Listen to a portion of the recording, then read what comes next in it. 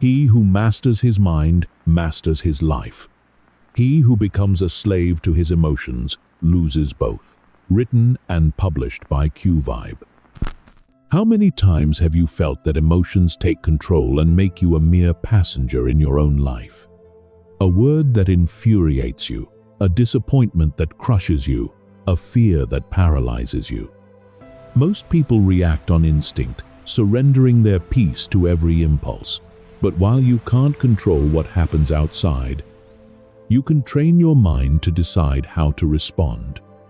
On this journey, you will discover 10 lessons that will help you become the master of your mind instead of a victim of your emotions.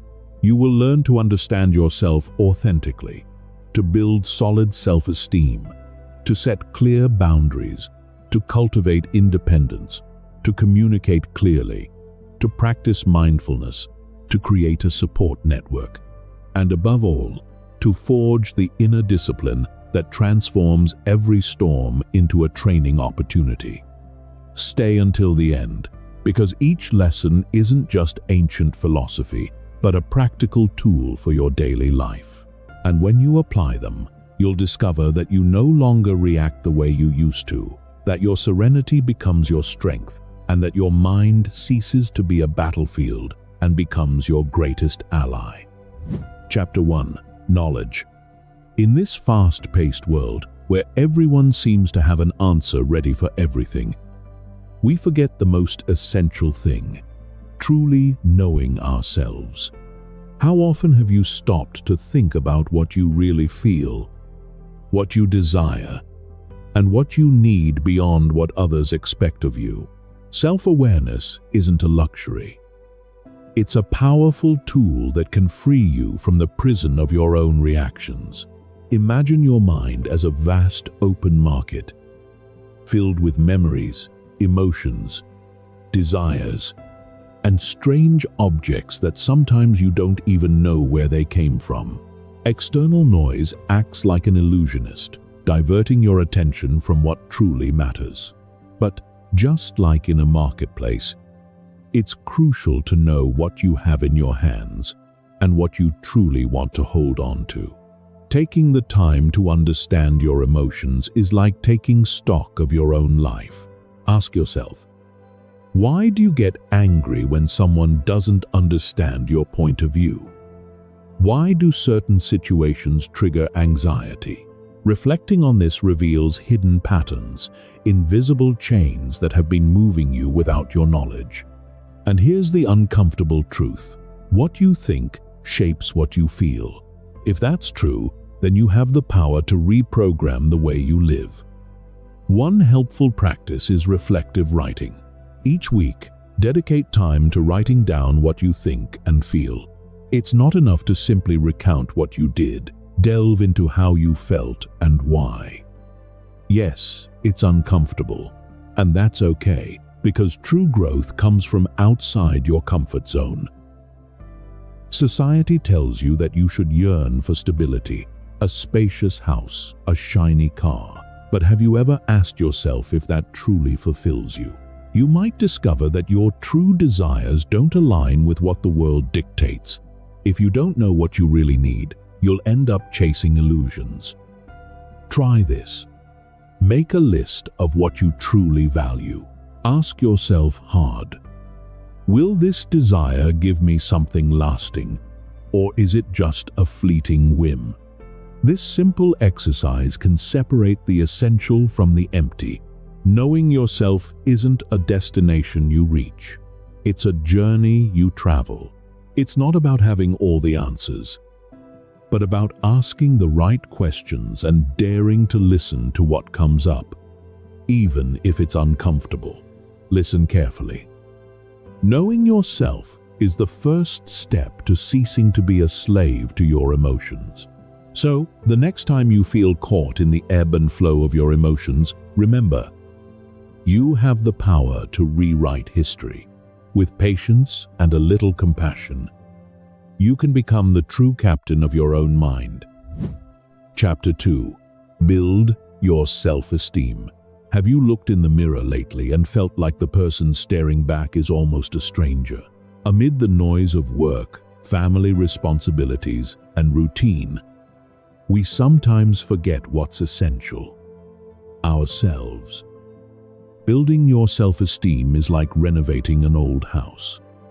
At first, it all seems chaotic, but with patience and effort, the result is worth it. Imagine your self-esteem as a plant in the garden of your mind. If you water it and give it light, it will grow strong. If you neglect it and leave it in the shade, it will wither. Self-affirmation is that sun and water that nourishes it. Recognizing your achievements, even the smallest ones, is vital.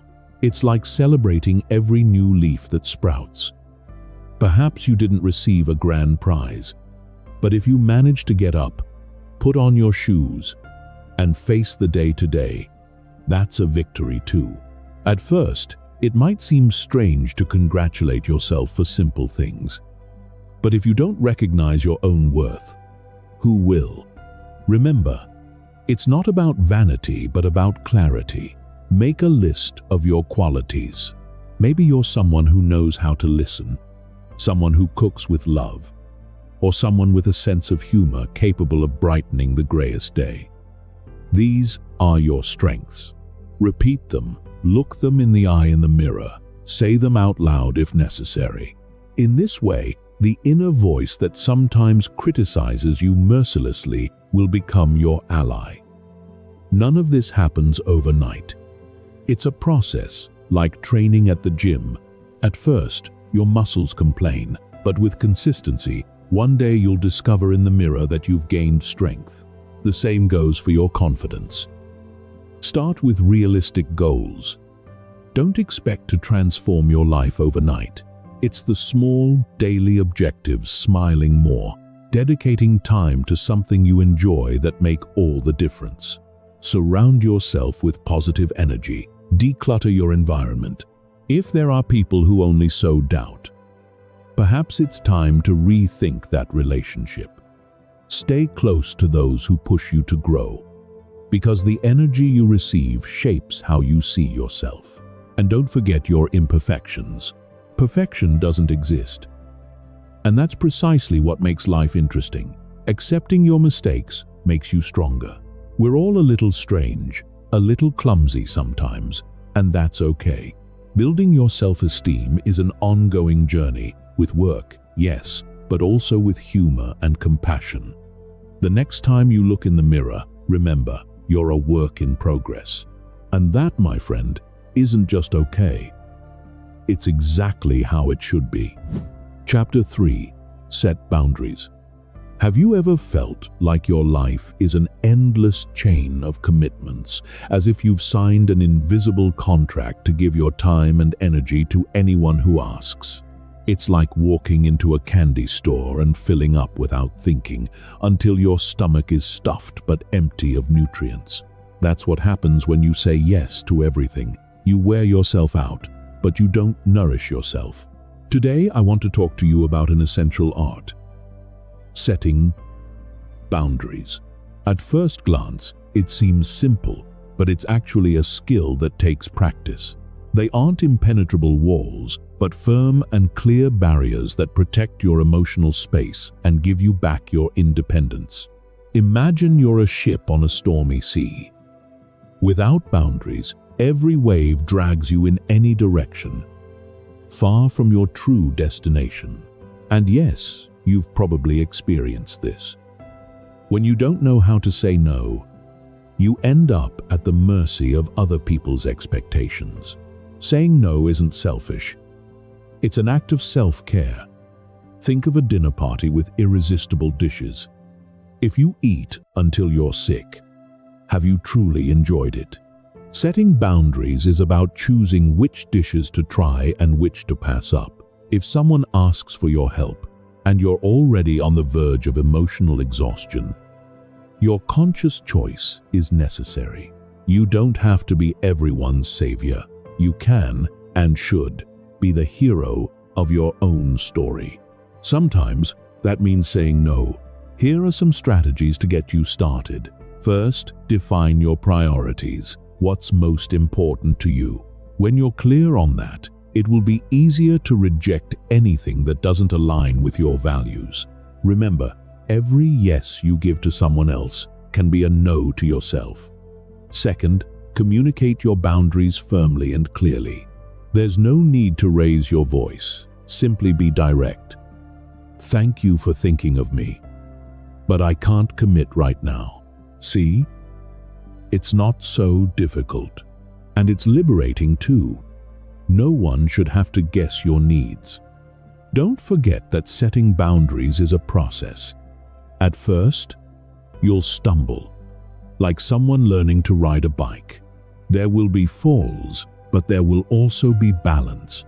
Over time, you'll gain strength and confidence, and you'll navigate life with a steady course, without being swept away by every current. The next time you feel entangled by commitments, remember, you have the power to say no. Setting boundaries not only protects you emotionally, it also gives you back the ability to decide with whom you share your time and energy.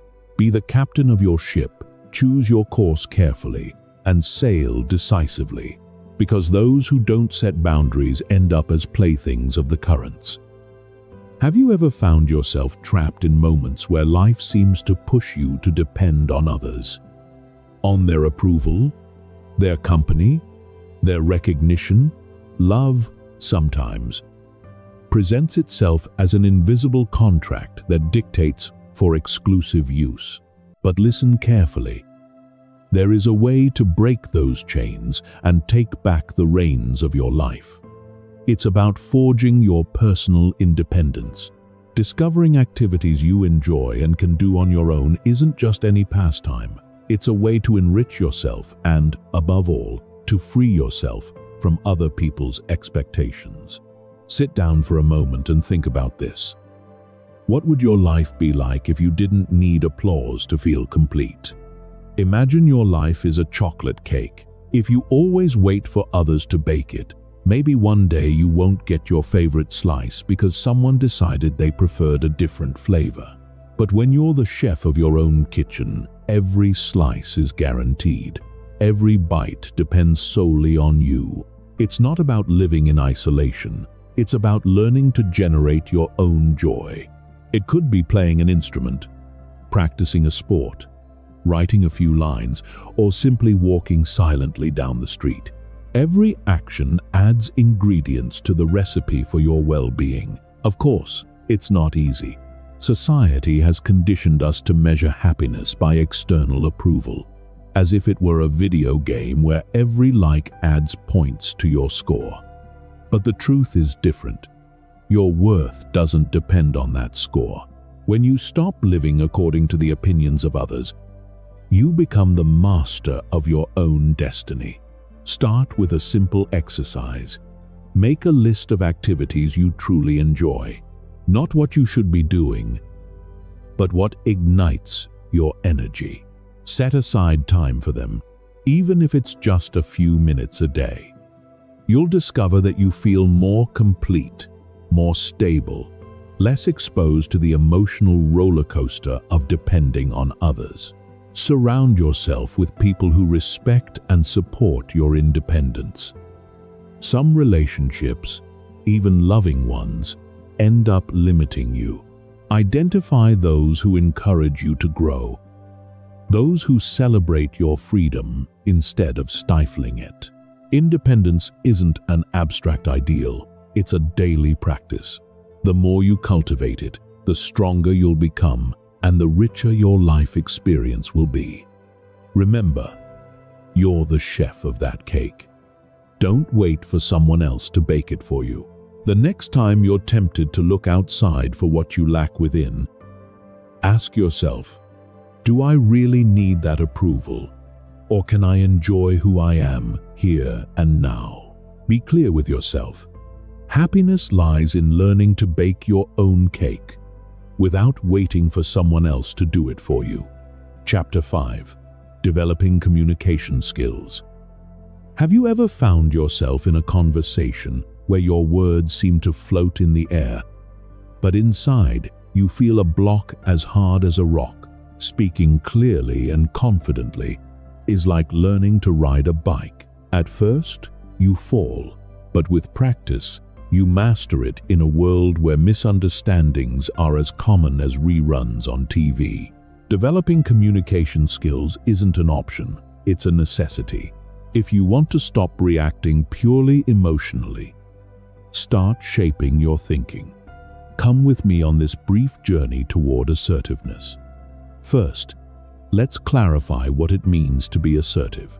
It's not about shouting your ideas into the wind like a salesperson at a fair. Assertiveness is a delicate balance between being honest and being respectful. Imagine you're having dinner with friends, and someone makes fun of your new haircut. You have two options. The first, laugh nervously and change the subject. The second, look them in the eye and calmly say, "I appreciate your sense of humor, but I like my hair the way it is." That's assertive. But communication isn't just about talking. Listening is just as crucial. Many of us are so busy thinking about our next response that we forget to pay attention to what the other person is saying. It's like being a DJ at a party. Instead of listening to the music, you're distracted, mixing tracks in your head while the other person tries to tell you about their day. The solution is clear. Practice active listening. Ask questions, show interest, and above all, avoid interrupting. The next time you talk to someone, become the DJ who knows how to choose the best rhythm for the conversation. Now, let's talk about how to handle what you feel when someone hurts you with a comment. Instead of letting those words ruin your day, ask yourself this question: is it worth it? Imagine you're a spectator in a theater, observing your emotions from your seat with enough distance to choose how to react. This doesn't mean suppressing what you feel, but rather acknowledging it and clearly deciding on your response. It's like having a remote control in your hand. You can pause, observe, and act calmly instead of letting the chaos sweep you away. Finally, apply a simple technique, the rule of 3. Before speaking, ask yourself, is it true? Is it necessary? Is it kind? If what you're about to say doesn't meet at least 2 of these conditions, it might be best to save it for another time. Less can be more, and your relationships will be strengthened by clarity and sincerity. Developing communication skills doesn't happen overnight. It requires patience, consistency, and practice. The goal isn't to become the most eloquent person in the room, but rather someone clear, respectful, and, above all, authentic. The next time you face a difficult conversation, take a deep breath. Remember the rule of 3, and choose your words carefully. You'll feel more in control of yourself. Because, in the end, words are a mirror of who you are. Take care of them. Have you ever felt like your emotions are taking the helm, and you're just a passenger without a rudder? It's like being on a lost ship, tossed about by waves of anxiety or emotional dependency. Sometimes it seems like your feelings are dictating your course, and you're barely trying to avoid sinking. But listen, there is a way to regain control. There is a map to navigate these turbulent waters, and that map is awareness. Awareness isn't an empty concept or a trendy gimmick. It's a practical and powerful tool. Practicing it is like installing a GPS in your mind. It helps you identify what you're feeling without letting it control you. Think of a simple scenario. You're in a park enjoying an ice cream, and suddenly anxiety washes over you because you forgot to reply to a message. If you're truly present, you can stop and tell yourself, "This is just an emotion. I am not this anxiety. I'm just experiencing it." The difference is enormous. You're not a prisoner of what you feel. You observe it like someone watching a play from the audience. Meditation can be your ally on this journey. You don't need hours of silence or a mountain retreat. A few minutes a day are enough to calm the inner storm. Imagine your mind as a car stuck in traffic. If you don't stop, if you don't breathe, you'll end up desperate, honking the horn incessantly. But if you decide to slow down for a moment, inhale, observe the traffic, you realize it's only temporary. Meditation is like getting out of the car and looking at everything from above. The perspective changes. Of course, there are no magic formulas. Life is made up of ups and downs, and what's decisive isn't what happens, but how you respond. That's your true strength. If you face anxiety calmly, you'll have a better chance of managing it without it overwhelming you. Consciousness doesn't mean being a robot without feelings. It means not letting your emotions dictate your actions. How many times have you impulsively decided something simply out of anger or fear? That's the cycle. Emotion, reaction, regret. With awareness, you can break free. Stop before you act. Ask yourself, is this really important? Or am I reacting impulsively? You'll be surprised by what you discover about yourself. How to begin? Create a small daily ritual. Dedicate 5 minutes to closing your eyes, breathing, and observing. You don't have to be an expert. Consistency is key. Then, bring awareness to your most everyday actions. Eating, walking, washing dishes. Do them with full attention. Each gesture becomes a training exercise that creates space between what you feel and how you respond. Mastering your mind and learning not to be a slave to your emotions doesn't happen overnight. It requires practice and patience. But the day will come when you are the captain of your own ship, navigating the waters of life with firmness and serenity. Remember, life is like a turbulent sea. But with awareness, you can learn to surf the waves instead of sinking beneath them. And in the midst of the storm, inner calm is always the beacon that guides your path. Chapter 7. Create a support network. Have you ever thought about how often you let your emotions take the wheel of your life? That exhausting up and down, like a never-ending roller coaster, where you go up and down depending on how others see you or what a WhatsApp group thinks. The truth is clear. Life is an art, and you are the one holding the paintbrush. The key is finding a balance between your emotional independence and the strength of your relationships. And the best way to achieve this is to build a support network. But not just any network. You need one that helps you grow, not just feel good for a moment. Think of your life like a game of Tetris. Each block is someone who is part of your circle. If all the blocks are the same, they disappear. If they are all irregular, you end up overwhelmed. The solution is diversity. Friends who lift you up when you fall, but also who challenge you to step outside your comfort zone. Emotional independence doesn't happen on its own, so choose your companions carefully in this game.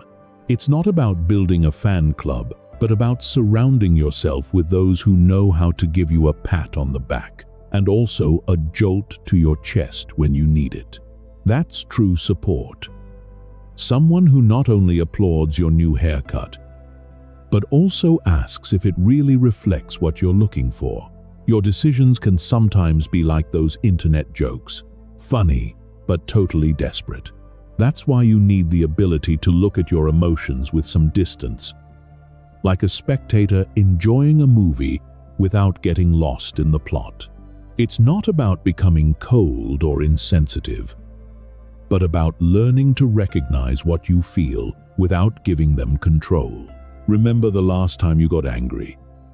Instead of reacting impulsively, you could have taken a deep breath and asked yourself, does it really matter?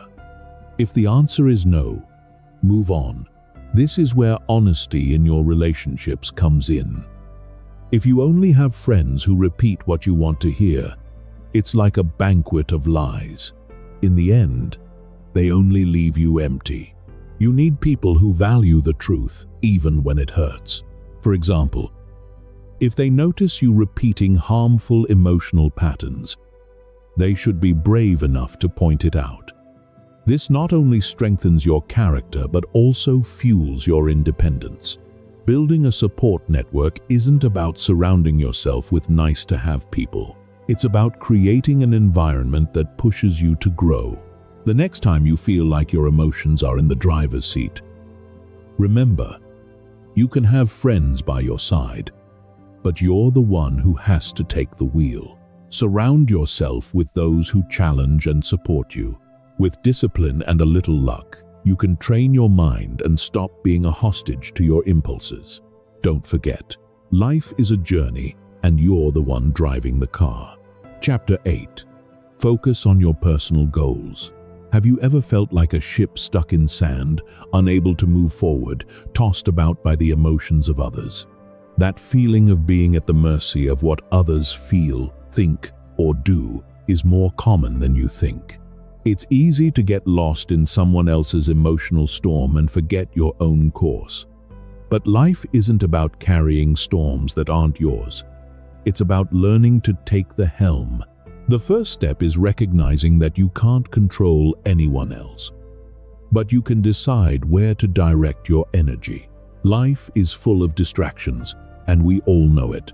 People can be chaotic, unpredictable, even exhausting. If you absorb all those problems as if they were your own, you'll end up empty, with no room for your own dreams. Imagine you're participating in a shooting competition. If you keep your eye on the target, the noise of the crowd won't distract you. The same applies to your goals. If you define them and work toward them with discipline, you'll have a firm purpose, like a lighthouse guiding you through a storm. Having clear objectives not only saves you from burnout, but also builds a foundation of emotional strength. Think of an everyday example. Remember that time you decided to go on a diet without any plan. Hunger and cravings took over, and the result was a whole pizza and half a liter of ice cream. The same is true for your life. If you don't have a plan, you'll end up eating literally or metaphorically whatever others put in front of you. Having a strategy isn't rigidity, it's self-care. Your emotions are yours. They don't belong to everyone. You're not obligated to carry the emotional baggage of every person you meet. Think of your life as a garden. Each emotion is a plant, and the emotions of others are seeds that can invade your garden. If you don't set boundaries, the chaos will eventually suffocate your flowers. Tending your garden means prioritizing your well-being. Saying no isn't cruel, it's self-respect. Of course, the path to self-control isn't easy. There will always be temptations, doubts, and moments when the tide seems stronger than your rudder. That's why you need practice. Take a deep breath and ask yourself this key question. Does this bring me closer to my goals or further away from them? Clarity comes when you repeat this question in moments of confusion. And here's something even more powerful. Recognizing that sometimes you need outside help. You're not weak for seeking support. On the contrary, it's an act of courage. Imagine your emotions as an orchestra. If each musician plays whatever they want, the result is unbearable noise. But with a good conductor, each instrument falls into place and the melody emerges. That's how it works with the mind. A therapist can be that conductor who helps you recognize which notes are out of tune and train them until they fit together harmoniously. Therapy isn't a luxury, nor is it a sign of failure. It's a workshop where you dismantle old pieces and uncover patterns you've never seen before. You might discover why you always gravitate towards certain types of people who end up draining you, or why certain situations trigger emotional outbursts. By putting your feelings into words, you lose your fear. What's left unsaid weighs twice as much. What's spoken becomes lighter. Talking cleanses the mind like a house after years of accumulated dust. Another tool you can cultivate is mindfulness. Visualize your mind as a calm lake. Each emotion is a falling stone, creating ripples. The key isn't to prevent stones from falling, but to observe the ripples without being swept away. With practice, you'll learn to swim in that lake instead of sinking in it. Being less reactive doesn't mean becoming stone or shutting down your feelings. It means navigating through them with a steady hand. You can't decide which storm appears on the horizon, but you can choose how to hold the helm. Don't let life become a soap opera where the dramatic twists of others dictate your fate. Choose to be the author of your own story. And if one day you feel the burden is too much, don't hesitate. Ask for help. Every great musician had to learn to conduct their orchestra. Every great navigator had to learn to read the sea. Why not you? Remember, your mind can be a labyrinth, but it can also become a home. The difference lies in your decision to tend your garden, steer your ship, conduct your orchestra, and it all begins here, with the courage to focus on your goals and stay true to them. Chapter 9. Master your inner dialogue. Have you ever felt that the harshest voice against you doesn't come from outside, but from inside your own head? That voice that reminds you of your failures, that demands more, that is never satisfied. The mind is like a radio that never turns off. It broadcasts non-stop. Sometimes it motivates you, but many other times it drags you down. The problem isn't that it exists, but that we've let it speak unchecked, like a radio announcer filling the airwaves with criticism we accept without question. The reality is clear. Your inner dialogue can be your best coach or your worst enemy. It can lift you up in the midst of exhaustion, or it can sink you before you even try. The key is learning to recognize it, challenge it, and transform it into an ally. The first step is to become aware of how you talk to yourself. Ask yourself, what phrases repeat in my mind when I face a challenge? Many adults, especially after 30, carry decades of learned messages. You're not enough. It's too late. If you fail, everything is lost. These phrases are so automatic that we don't even question them.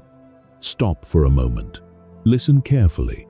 Write down those phrases that keep popping up. The simple act of writing them down diminishes their power, because you go from feeling them as absolute truths to seeing them as thoughts you can observe from the outside.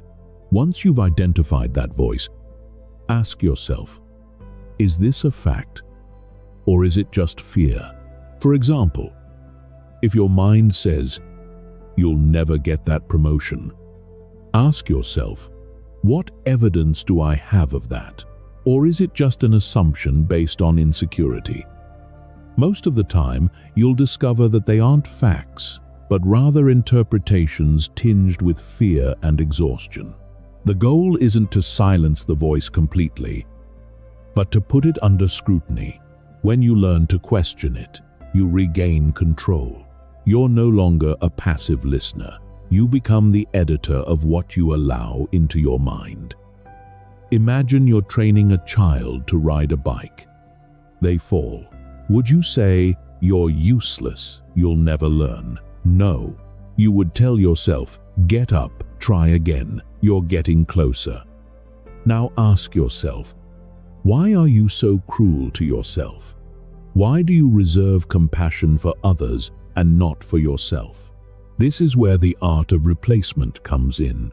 Every time destructive criticism arises, replace it with constructive instruction. Example, critical voice. You're not smart enough for this job. Trained response. I'm going to prepare myself better. I'm going to learn what I'm missing, and little by little, I'll be ready. The difference is enormous. One phrase drags you down. The other propels you into action. It's not enough to do it once. Just as a muscle needs repetitions to grow, your mind needs constant training. Every day is a rehearsal. Every challenge is an opportunity to reprogram your internal radio. Try this experiment for a week. Every time criticism appears, stop and consciously replace it with a phrase of encouragement. At first, it will seem artificial, even uncomfortable. But over time, your brain will begin to accept it as the new normal. And a day will come when that encouraging voice will arise on its own, effortlessly. Let's think about work. You have an important presentation. The critical voice whispers, "You're going to mess up. Everyone will notice your mistakes." That's where you step in. "I'm prepared. And if I get stuck, I'll keep going. Nobody's perfect. And my worth doesn't depend on a presentation or in family life." That voice insists, "I'm not a good parent. I always fail at something." Change it to, "I'm present. I'm learning. And that's already more than many people do. My children value my effort more than my perfection." Do you see the difference? It's not self-deception. It's training your mind to see reality from a perspective of growth, not condemnation. One of the biggest fuels for the critical voice is comparison with others. You scroll through social media, see someone else's perfect life, and immediately your mind starts thinking, "They can. I can't." Here's a simple truth to remember. What you see is a shop window, not the warehouse. Nobody posts their sleepless nights, their debts, their private arguments. Comparing yourself to that illusion only fuels dissatisfaction. Instead, compare yourself to yourself. Ask yourself, where was I a year ago? What have I learned? What progress have I made? Even if it's just a little. That's the comparison that matters. Mastering your inner dialogue doesn't mean eliminating doubts forever. It means that when they arise, they no longer control your life. You'll be the one who decides which voice to listen to. It's like having two coaches, one who shouts, "You'll never be able to," and another who says, "Try again." Choose which one to give the microphone to. Over time, your mind can become a powerful ally, a source of energy instead of a constant drain, a compass that reminds you where you're going instead of a chain that keeps you tied to the past. Tonight, before you go to sleep, write down 3 negative phrases you tend to repeat to yourself. Right next to each one, write down 3 constructive responses. Do this every day for a week. You'll see how, little by little, your brain begins to recognize the pattern and automatically replace the poison with the antidote. You can also practice talking to yourself out loud in front of the mirror. Yes, it may seem strange, but hearing your own voice saying words of encouragement has a profound impact. Don't underestimate the power of repeating to yourself, "I am capable. I am learning. I am moving forward." Life after 30 brings different pressures, family responsibilities, work demands, changes in your body, doubts about the future. In the midst of all that, the last thing you need is an enemy inside your own head. Mastering your inner dialogue doesn't mean becoming someone who never doubts themselves, but rather someone who knows how to channel that doubt toward growth. Because no one moves forward in life carrying a relentless judge within. Those who move forward are those who transform that voice into a fair, demanding, yet encouraging coach. Remember this. Every word you say to yourself leaves a mark. Every repeated thought shapes your character. Make your mind fertile ground, not a minefield. And when you learn to speak to yourself like you would to your best friend, you'll discover that patience with yourself, which we'll explore in the next chapter, becomes much more natural. Chapter 10. Be patient with yourself. Have you noticed that being human sometimes resembles a juggling act? You try to stay upright while simultaneously juggling emotions, expectations, and social pressures. And as if that weren't enough, there's that little monster called self-criticism, always ready to remind you of your mistakes. But wait. Before you let that monster devour you, let's talk about something more constructive. Patience with yourself. Change is a process, not a snap of the fingers. Imagine learning to ride a motorcycle. At first, you fall more than you advance. But instead of beating yourself up, why not celebrate every attempt? Every bump, however small, is a victory. Being patient with yourself isn't just a virtue. It's an art that's practiced day by day. We tend to demand immediate results, as if life were an express delivery. But reality is more like a well-made stew. It needs time for the flavors to blend and develop. So, why not give yourself a break? Celebrate the small victories. You survived a tough week. Bravo. You resisted a temptation that seemed impossible. Hooray. Every moment counts. Acknowledging your mistakes helps strengthen your mind and build a solid foundation for your feet. Self-compassion plays a key role. It's that best friend we all need, the one who doesn't judge you when you stumble. Instead of repeating you failed, ask yourself, what can I learn from this? Turning a mistake into a lesson is a transformative power. Every obstacle isn't a wall blocking your path. It's a stepping stone that lifts you a little closer to who you want to be. When you feel like life is dragging you into an emotional desert, don't try to climb Mount Everest in a day. Start with small, achievable steps. A 10-minute walk, a simple, sustained habit. Gratitude is also essential. Before going to sleep, write down 3 things you're grateful for. This exercise brightens even the darkest days because it forces you to focus on what is working. Accept your emotions. Allow yourself to feel what you feel, without judgment. Acknowledging what's happening inside you is the first step to managing it, and surround yourself with positivity. Just as you wouldn't tolerate being with someone who constantly criticizes you, seek out people who encourage you and celebrate your achievements, however small. Remember, life is a journey full of ups and downs. Being patient with yourself is an act of courage. Celebrating your progress, however small it may seem, is like throwing yourself a private party. Every step counts. Every advance deserves recognition. Transformation begins with forgiveness. Forgive yourself for mistakes, for falls, for failed attempts. You're not perfect, and that's okay. Patience isn't weakness. It's your best ally in this adventure called life. If you've made it this far, repeat it out loud. I value and respect myself. Because yes, you've come a long way. And every day you decide to get up, learn, and keep moving forward is already a victory. Chapter 11. Manage your personal energy. Have you ever felt exhausted even though you haven't done that much? It's like charging a phone that shows 100% battery. But when you use it, you discover it dies in minutes. That's how it is with us. It's not always a lack of time. What we lack is quality energy.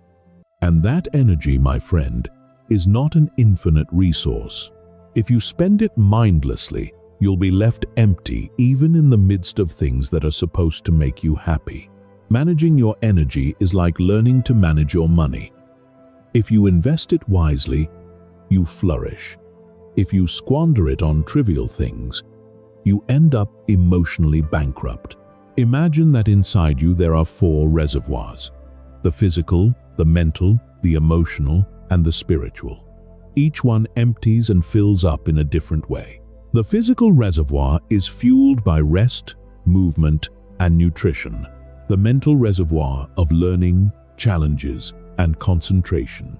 The emotional reservoir of healthy relationships and calm spaces.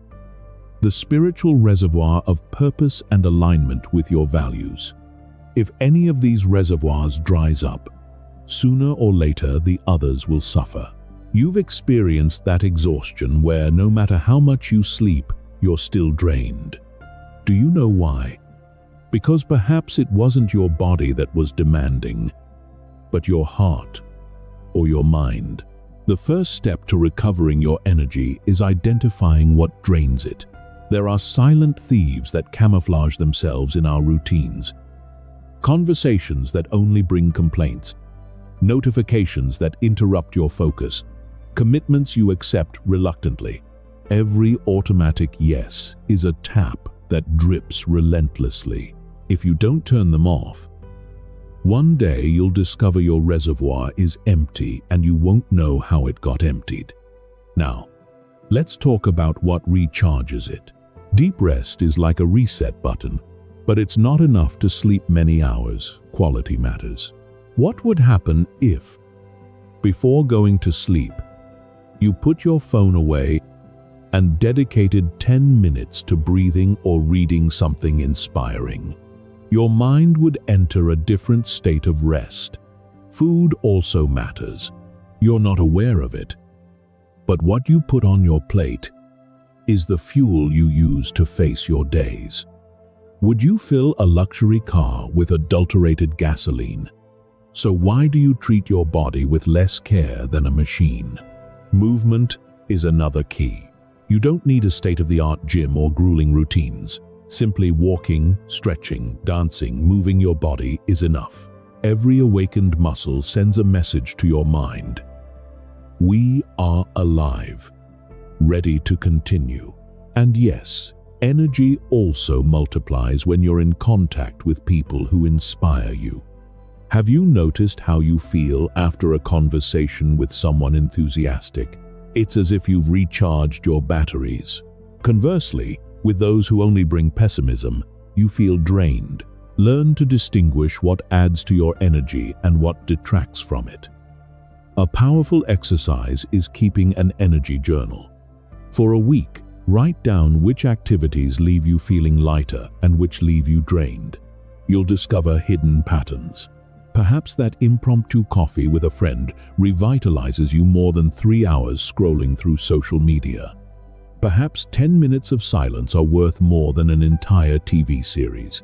With this information, you can better choose where to focus your attention. Energy management doesn't mean living with a stopwatch in hand or becoming rigid. It means making conscious choices. Perhaps saying no to an unnecessary meeting is saying yes to your well-being. Perhaps turning off your phone an hour before bed is igniting the spark of a new day with clarity. Don't underestimate these small gestures. They are what fill or empty your tank. And I want you to remember something else. Energy is contagious. When you're in balance, your surroundings notice. You radiate calm, convey security, and inspire confidence. There's no need for motivational speeches. Simply being consistent is enough. Your serenity becomes a refuge for others, and your enthusiasm a driving force.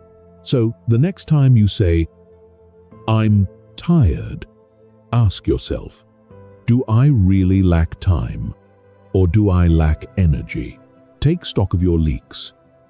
Turn off the unnecessary taps, and start investing in what truly nourishes your body, mind, heart, and spirit. Because ultimately, mastering your energy isn't just about productivity, it's an act of self-love. And when you take care of that invisible battery, you discover that life no longer drags you along. You're the one steering it with renewed strength. Chapter 12. The Art of Letting Go. How many times have you felt like you're carrying an invisible weight, as if you were carrying a backpack full of stones that no one else sees? Some of those stones are painful memories. Others are expectations that were never fulfilled.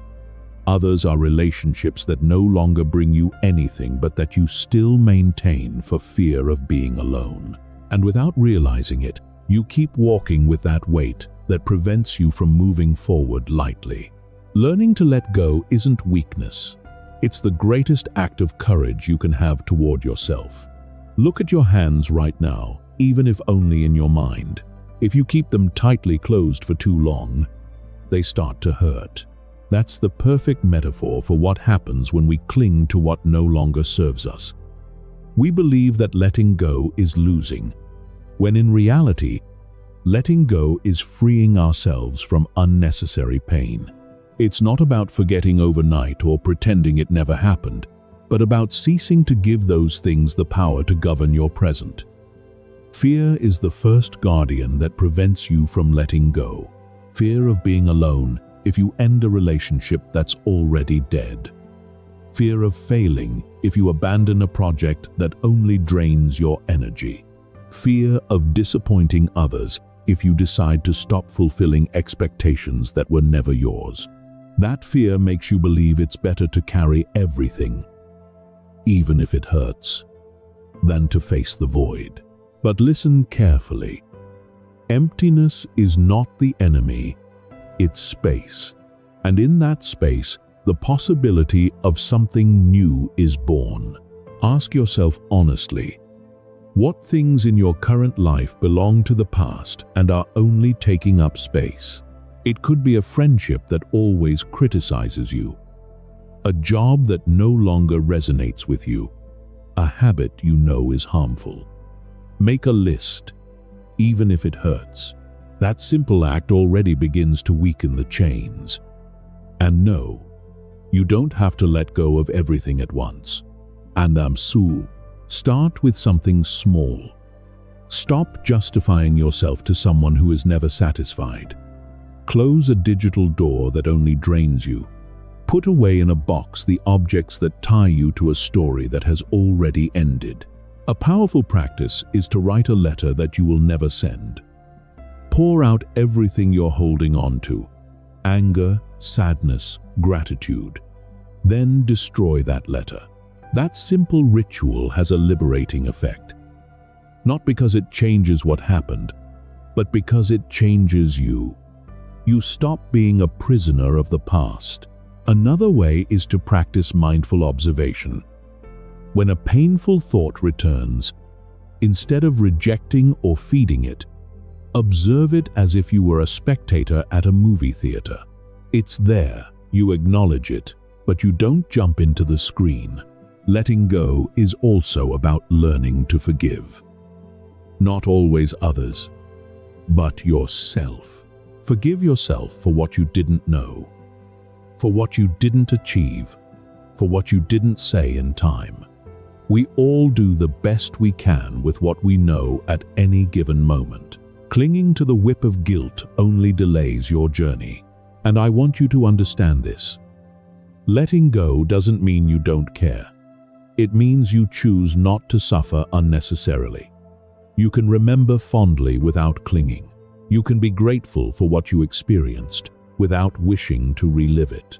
You can love what was without preventing yourself from receiving what is to come. It's like opening the windows of a house that's been closed for years. The old air goes out and new air comes in, refreshing everything. The next time you feel stuck, check your backpack. Ask yourself what stone you're carrying out of habit. Dare to leave it behind. At first, you'll feel fear, even nostalgia. But later, as you take the next steps, you'll discover that you walk lighter, breathe more deeply, and see the horizon clearly. Remember, letting go isn't an end. It's a beginning. And when you decide to do it, life always rewards you with something unexpected. Because nothing new can come if your hands are still full. Open your hands, let go of what no longer serves you, and you'll see how the universe finds a way to fill them again. Chapter 13. Emotional intelligence in action. How many times have you felt that a single word can ignite you? Like fire. That someone's gesture is enough to ruin your entire day. That a small argument can escalate into a disproportionate storm. It's not that you're weak. It's that you haven't yet learned to wield that invisible muscle called emotional intelligence. And believe me, when you train it, you discover that you can be in the midst of chaos and still remain calm. Like a sturdy tree that doesn't bend with every gust of wind. Emotional intelligence begins with recognizing what you feel. It seems obvious, but most of us live numb, reacting without knowing what's driving us inside. Naming the emotion is the first step to taming it. It's not the same to say I feel bad as it is to admit I feel frustrated because my effort wasn't recognized. Or, I feel hurt because I expected more support. Putting a name to it is like turning on a light in a dark room. Suddenly, you see what was previously just a shadow. Then comes management. Emotion isn't the enemy, but if you let it drive, it can crash you.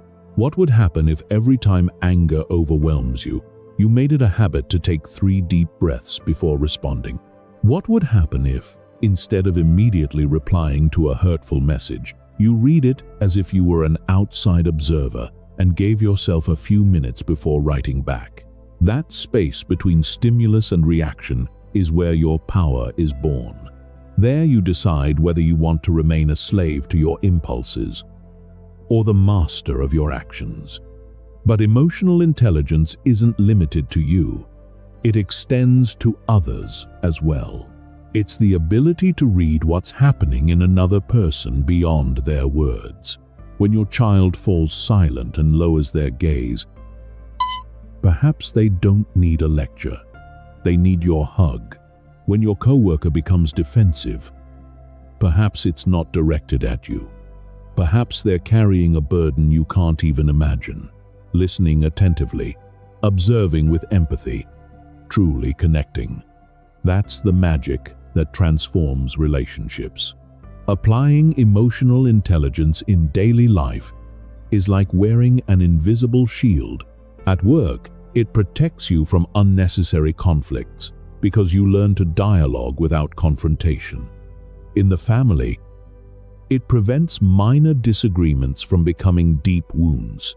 Within yourself, it saves you hours of regret for things said in the heat of the moment. Imagine that each emotion that arrives is a guest in your home. You can let it scream and break the furniture, or you can offer it a chair. Listen to it for a while, and then let it go. The difference lies in your attitude. A practical exercise is the stopping method. Pause, take a breath, observe what you feel, and then proceed. It seems simple, but practicing it changes the way you respond to the world. Another powerful practice is to ask yourself each night, what emotion dominated my day? Was I ruled by anxiety, calm, or gratitude? This honest review is like polishing a mirror. Little by little, you see yourself more clearly and can correct what you didn't even notice before. Remember too that comparison feeds emotional wounds. When you look at the perfect life others display on social media and tell yourself, not me, you're surrendering your peace to an illusion. No one posts their sleepless nights, their debts, or their private arguments. The true measure is yourself, your progress from yesterday. Your quiet growth that perhaps goes unnoticed but is nonetheless there. Steadfast. Emotional intelligence doesn't make you cold or indifferent. On the contrary, it makes you more human. It allows you to feel without getting lost in what you feel. It gives you the power to respond instead of react. It opens doors in relationships because people trust those who convey calm in the midst of the storm. And best of all, it frees you from being a hostage to your own impulses. So, the next time a strong emotion knocks on your door, don't run or simply let it in. Open it serenely, look it straight in the eye, and remember, I didn't come to dominate you. I came to teach you something. Listen to it, learn, and then decide what to do with it. That moment of clarity is the difference between a life governed by inner whims and a life guided by wisdom. And when you discover you have that power, your whole world changes, because you no longer fear what you feel. you make it your greatest ally. Chapter 14. Turn small habits into a great force. Most people expect a big change as if it were a lightning bolt that strikes from the sky and transforms everything instantly. They dream of the day when they suddenly wake up different, stronger, more disciplined, happier. Transformation doesn't come with a thunderclap, it comes with steady drops. It is the small habits, repeated day after day, that shape character and change lives. Ignoring them because they seem insignificant is like dismissing seeds for not yet being trees. However, each seed carries within it a forest. Imagine your life as a vast wall you want to paint. If you try to cover it all with a single brushstroke, you will be frustrated. But if you apply a small layer each day, with patience and consistency, one day you'll wake up and see that the whole wall looks renewed. That's how habits are. Daily brushstrokes that, almost without you realizing it, paint a new portrait of yourself. You don't need to change everything in an instant. Just commit to small actions that become a part of you. The secret lies in repetition. Doing something once leaves no trace. Doing it 1,000 times etches a path in your brain, like a trail that opens up in the forest after so many footsteps. At first, it's difficult, getting up early, turning off your phone an hour before bed, writing down 3 things you're grateful for. But if you persist, that effort becomes a habit, and the habit becomes second nature. What required discipline yesterday will be automatic tomorrow. A small habit has more power than a large, isolated effort. Running for 5 minutes a day may seem insignificant, but over a year, it adds up to more than 30 hours of movement.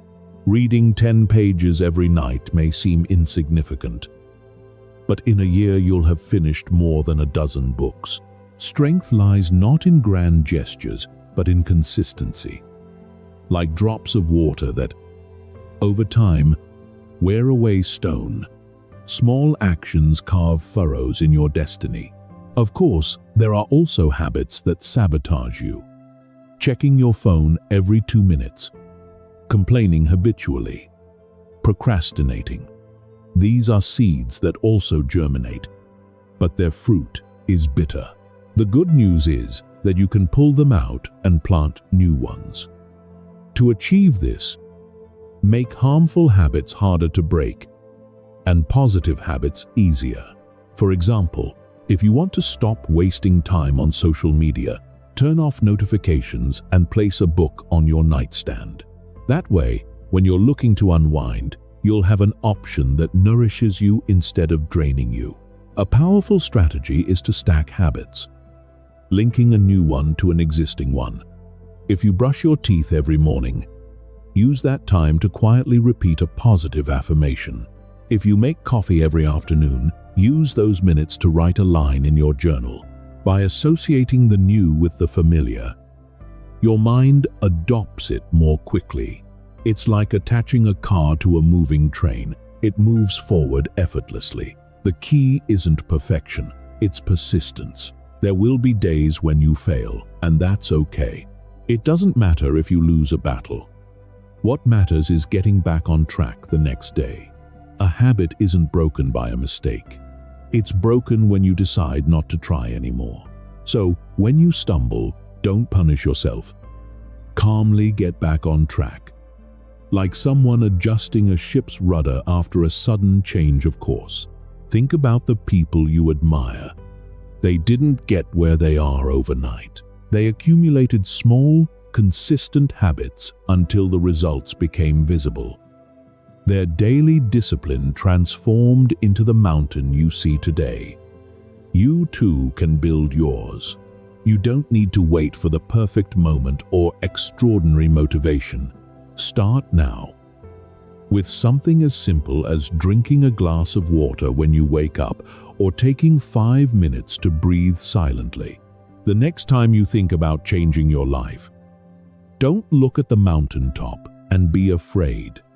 Look at the step in front of you and take it. Then another and another. Habits are those tiny steps that, accumulated, take you further than you can imagine. When you least expect it, you'll discover that you're not the same person you were yesterday. You'll be stronger, more serene, more in control of yourself. All thanks to the silent power of small things. Chapter 15. Cultivate gratitude and the joy of living. In the midst of the noise of modern life, it's easy to fall into the trap of constant complaining. There's always something missing, always a reason to compare yourself to others. It always seems that happiness lies somewhere else, at another time, or in other hands. But there's a secret that radically changes the way you see the world. Gratitude. When you learn to recognize what you already have, you discover that joy isn't found in the extraordinary, but in the everyday. It's not about denying difficulties, but about choosing the perspective from which you view them. Gratitude is like a flashlight in the darkness. It doesn't erase the night, but it illuminates enough so you can walk with peace of mind. Think about this. Someone who is grateful for every small gesture, every breath, every moment of companionship, has a natural shield against sadness. Not because they don't feel it, but because they know that even in the midst of pain, there is always something to value. Gratitude doesn't eliminate the storm, but it teaches you to enjoy the rain. How can you practice it in daily life? You don't need grand rituals. Start with something as simple as writing down 3 things you're grateful for each night. At first, it might seem repetitive. Health, family, the roof over your head. But if you look more closely, you'll discover details you previously overlooked. A stranger's smile, the aroma of coffee in the morning, that song that came on just when you needed it. These little treasures were there all along. You just didn't see them. You can also express your gratitude to others. A sincere message, an unexpected call, a thank you while looking them in the eye. You can't imagine the impact it can have on someone to hear that their presence made your day better. Shared gratitude multiplies joy. What you recognize in the other person becomes an invisible bridge that strengthens the relationship. And when you express gratitude aloud, you not only illuminate others, but you also reinforce within yourself the awareness of what truly matters. The joy of living doesn't depend on everything going perfectly. It depends on your ability to enjoy what is already happening. How often do we postpone happiness until we get that promotion? Until we own that house? Until we achieve a certain level of recognition? And meanwhile, life passes us by. Joy is in the present, in the conversation you're having right now, in the food you're savoring, in the hug you're receiving. If you don't find it in the simple things, you won't find it in the grand either. Of course, there will be difficult days when gratitude seems like an empty word. In those moments, the challenge isn't to deny your pain, but to ask yourself, is there anything, however small, that I can still appreciate? Sometimes it will be as simple as continuing to breathe, having one more chance to try. That spark is enough to keep the flame of hope burning. Gratitude also transforms the way you view your problems. When you are able to be grateful even for setbacks because they teach you, because they strengthen you, because they show you what truly matters, you stop seeing them as enemies. You begin to recognize that every obstacle brings with it a lesson in disguise. And suddenly, even pain becomes a teacher. Cultivating gratitude is not an isolated act. It is a habit that opens space for genuine joy. By looking closely, you discover that life gives you more than it takes away. The laughter of a child in the street, the sun warming your skin, the peace of finishing a pending task. Joy is hidden in these details, waiting for you to recognize them. The next time you feel life is weighing you down, stop for a moment, take a deep breath and find 3 reasons to smile. Perhaps one is tiny, another insignificant, another almost invisible. It doesn't matter. Name them. Write them down. Make them part of your awareness. You'll see how the heaviness diminishes and an unexpected lightness appears. Remember, gratitude doesn't change what you have. It changes the way you see it. And when you change your perspective, the whole world is transformed. Cultivating gratitude is opening the door to a joy that doesn't depend on circumstances, but on your decision to value life as it is. And when you achieve that, every day, even the most ordinary, becomes an extraordinary gift. Chapter 16. Accept what you cannot control. How many times have you worn yourself out trying to change what was beyond your reach? You worry about what others think of you, about decisions that are not in your hands, about scenarios that exist only in your imagination. It's like trying to stop the sea with your palms. The more you struggle, the deeper you sink into frustration. Life is divided into 2 realms. The one that is under your control and the one that never will be. Learning to recognize the difference is one of the most liberating keys there is. What you can control is your attitude, your effort, your way of responding. What you cannot control are the actions of others, external circumstances, the passage of time. And yet, most of your anxiety comes from placing your energy where it will never bear fruit. It's like planting seeds in asphalt expecting a garden to sprout. The result will always be disappointment. Imagine you have 2 circles in front of you. In the first are your choices, how you care for your body, what words you choose, which people you allow into your life. In the second are accidents, the criticism of others, the weather, luck. Every minute you invest in the second circle is a minute wasted, because nothing you do will move it. In contrast, every minute in the first circle is multiplied power, because there your decisions truly make a difference. Acceptance is not resignation. It's not standing idly by and letting everything happen. Acceptance is letting go of the fight against the impossible and focusing your strength on what you can actually change. What if, instead of wasting your energy complaining about someone else's attitude, you invested it in strengthening your own calm? What if, instead of obsessing over the uncertain future, you concentrated on giving your best today? That shift in focus completely transforms your experience. A practical exercise is to ask yourself in every situation, is this up to me or not? If the answer is yes, act decisively. If the answer is no, let it go. At first, it's difficult, because your mind wants to control everything. But little by little, you'll discover that true power lies in choosing your battles. You don't have to fight everything, only those things where your effort builds something. Accepting the uncontrollable also brings peace to your relationships. You can't mold people to your liking. You can't make someone love you, think like you, or react as you expect. You can show your authenticity. You can set boundaries. You can offer your best self. The rest, let it go.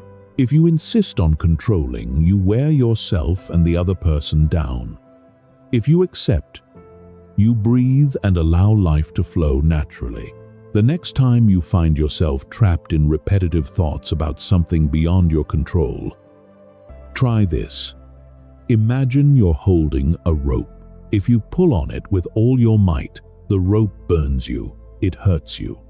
But if you let go, the tension disappears and the wound begins to heal. That's how things you can't control are. The more you cling to them, the more they hurt. When you let go, you regain your freedom.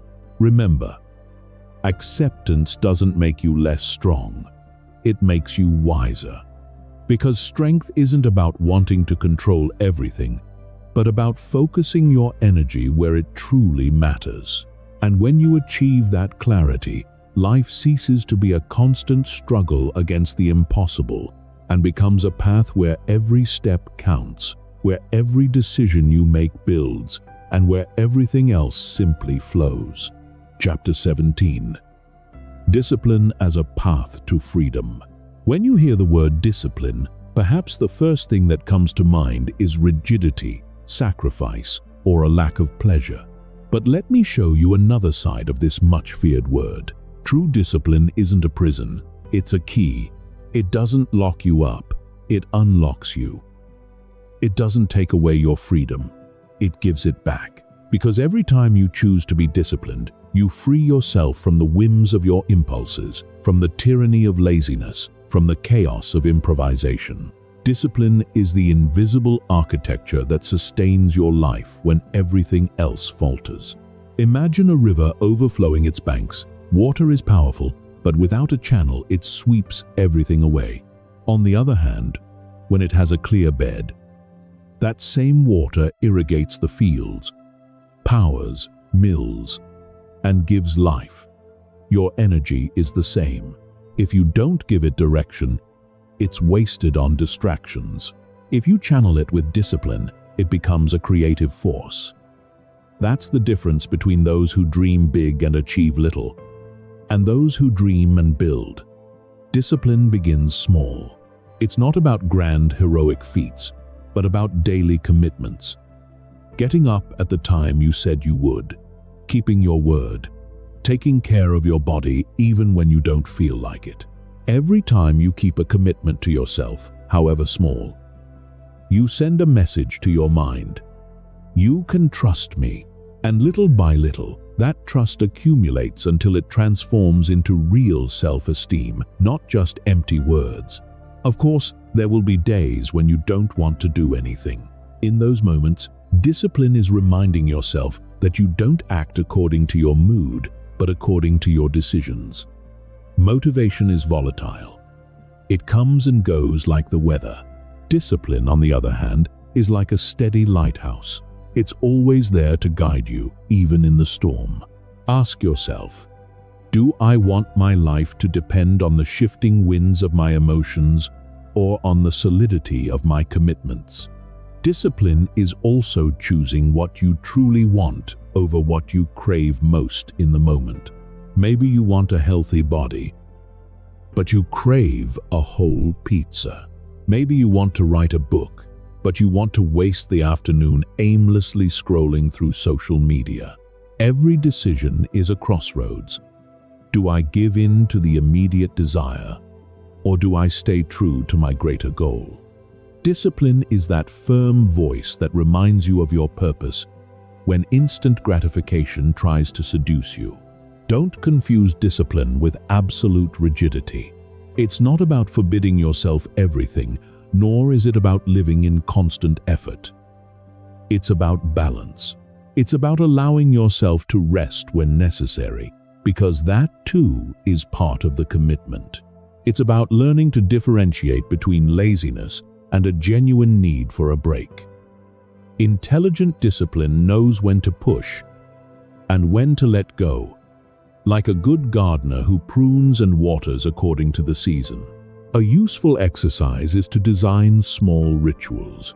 Ritual doesn't mean something mystical, but rather a set of repeated actions that prepare you for what's important. It could be having a coffee while you plan your day, a notebook where you write down your 3 priorities, a few minutes of silence before starting. These rituals are practical reminders that your life has a course, that not everything is adrift. The next time you think discipline is a chain, remember that the real chains are your uncontrolled whims. Eating without restraint, speaking without thinking, spending without planning, reacting without pausing. These are the invisible prisons that most people drag along. Discipline is the art of breaking those chains and walking lightly, with your head held high. So, look at it again. Discipline is not the enemy of your freedom. It is its mother. When you choose the path of perseverance, you don't limit yourself, you expand. You gain confidence. You build results. You live with clarity. And when others get lost in the ebb and flow of their impulses, you will have the certainty that each step, firm and decisive, brings you closer to the future you chose. Chapter 18. Transform adversity into strength. Life doesn't ask permission to test you. One day everything seems stable, and the next you receive news that throws you off balance. A failure you didn't expect. A loss that leaves you breathless. And there, in the midst of that storm, the inevitable question arises. Why me? That question is natural, but it doesn't bring answers. The real key is to change it to another.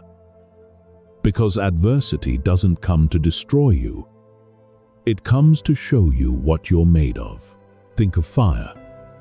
It can consume wood to ashes, but it can also temper steel, making it stronger. The same is true for you. What you face can either break you or strengthen you, depending on your attitude. You don't choose the challenge, but you do choose your response. And that response is what defines your character. When you go through a difficult time, your mind often focuses on what you lose. But if you look more closely, there's something to be gained as well. Experience, resilience, humility, clarity. Remember that time you thought you couldn't go on, and yet you kept going. That memory is proof that you are stronger than you thought. Every healed wound is a silent reminder of your ability to overcome. Adversity is also a mirror. It shows you what truly matters, separating the superficial from the essential. When everything falls apart, you discover who is by your side, what values sustain your life, and what dreams are worth continuing to defend. And that clarity, though painful, is a gift only crises can give. Transforming adversity into strength requires practice. A powerful exercise is rewriting. Take a piece of paper and describe a difficulty you've experienced. Then rewrite it from a different perspective, not as a victim, but as a learner.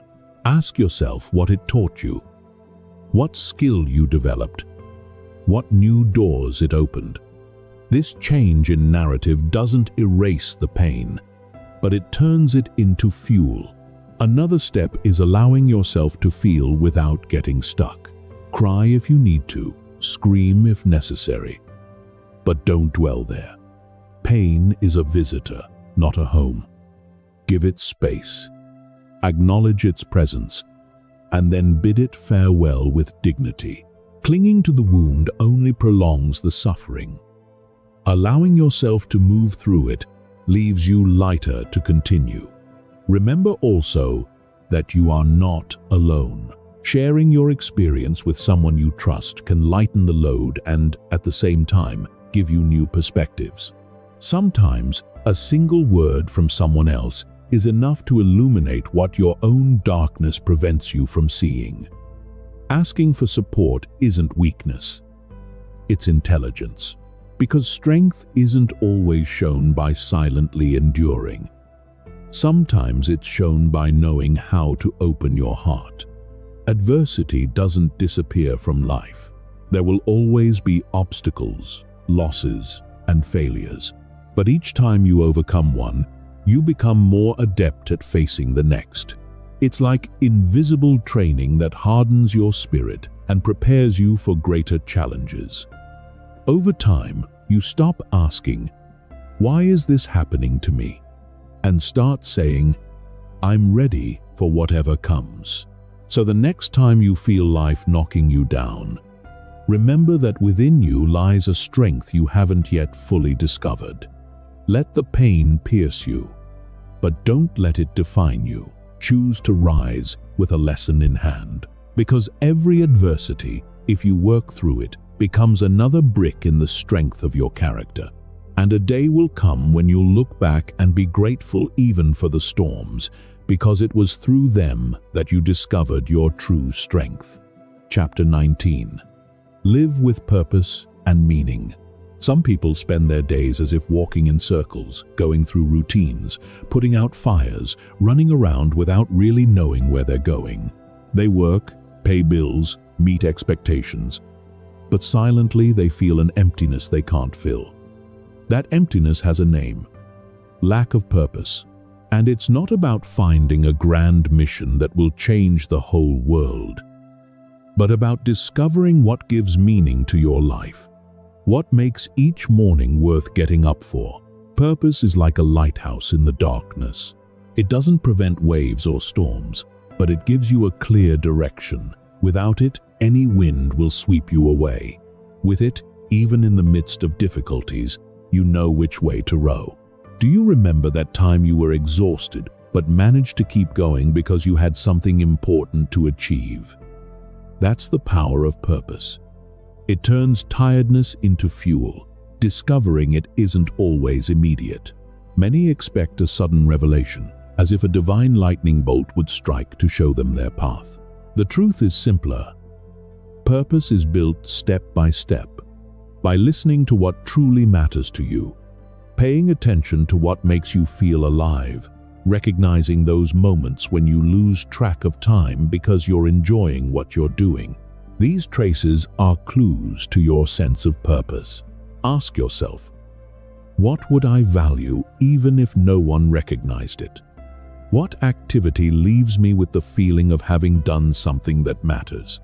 What legacy do I want to leave, even if only with those closest to me? It's not about fame or external greatness. It's about inner coherence. Purpose isn't a mask you wear. It's an engine that sustains you.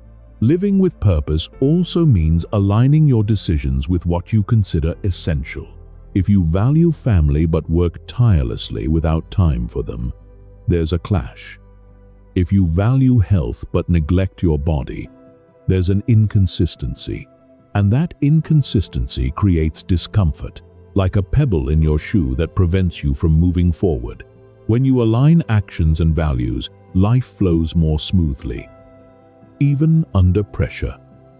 A practical exercise is to write your personal statement. It doesn't need to be an elegant speech. A few lines that answer the questions: who do I want to be? What do I want to contribute? What do I want to experience? Write it down and put it somewhere visible. Whenever you have doubts, return to those words. They will be your compass when the fog tries to confuse you. Purpose is also nourished by others. It's not just about looking at yourself, but about recognizing the impact you can have on others.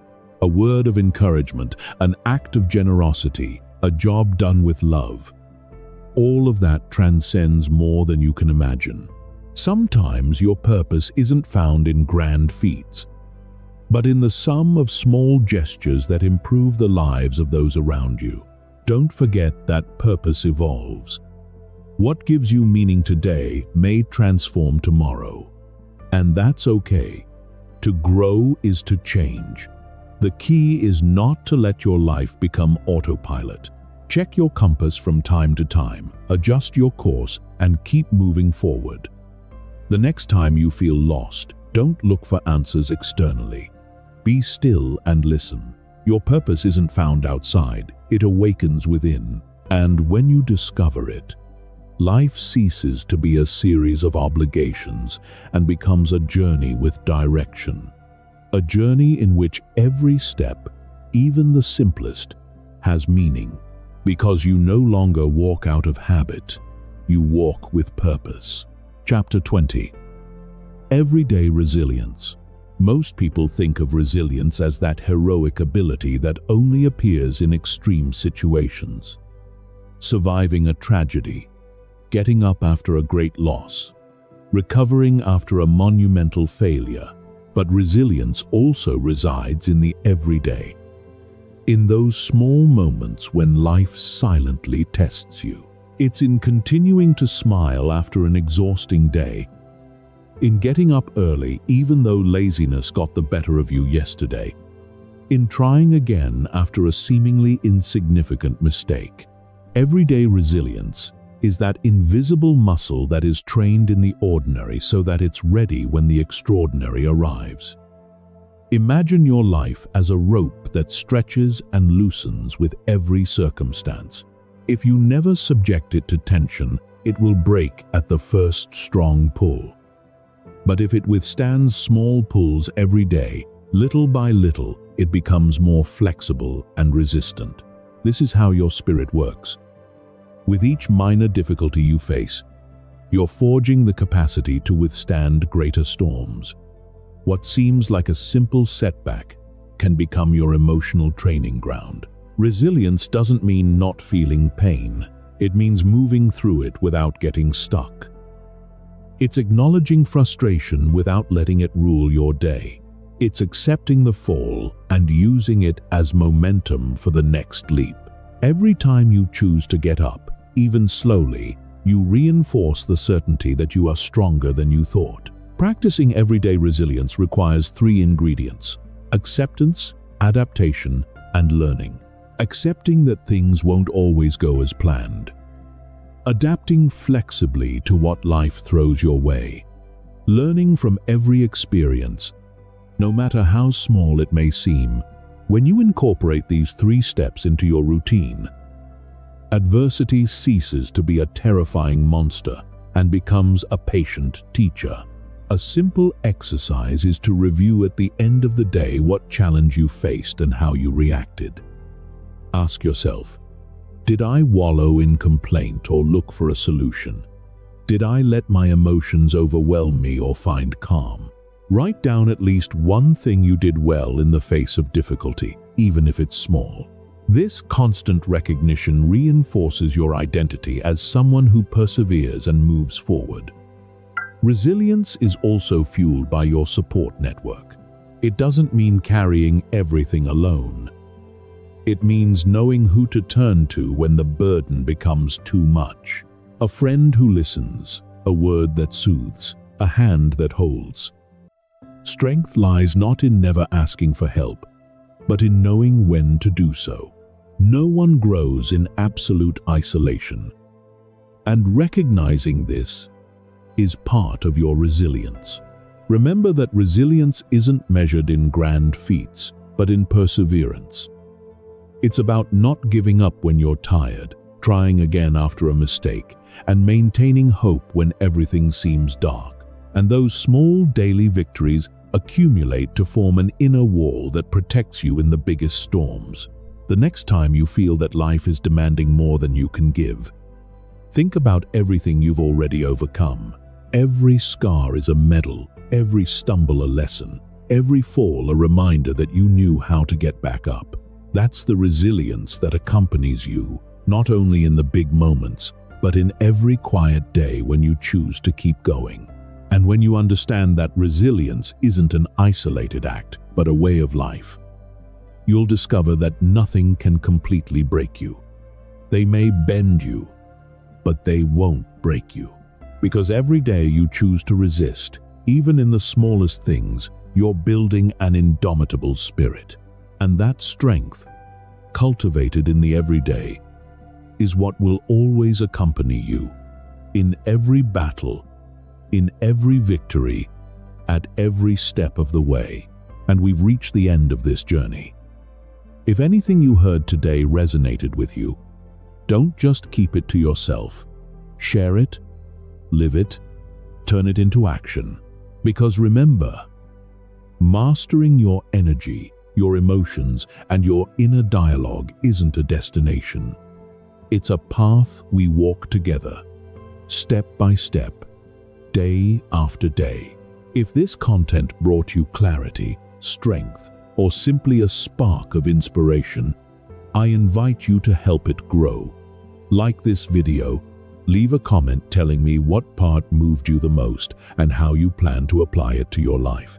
And of course, subscribe to the channel to continue strengthening your mind and spirit with each new lesson.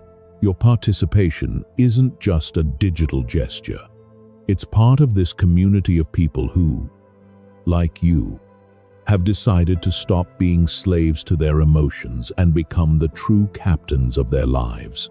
So join us, share your voice, and let's continue building together a space where serenity, discipline, and gratitude are our greatest strengths. Remember, every click, every word, and every decision counts. Thank you for being here. Thank you for taking this time for yourself. And until next time, keep training your mind, because a strong mind creates a strong life.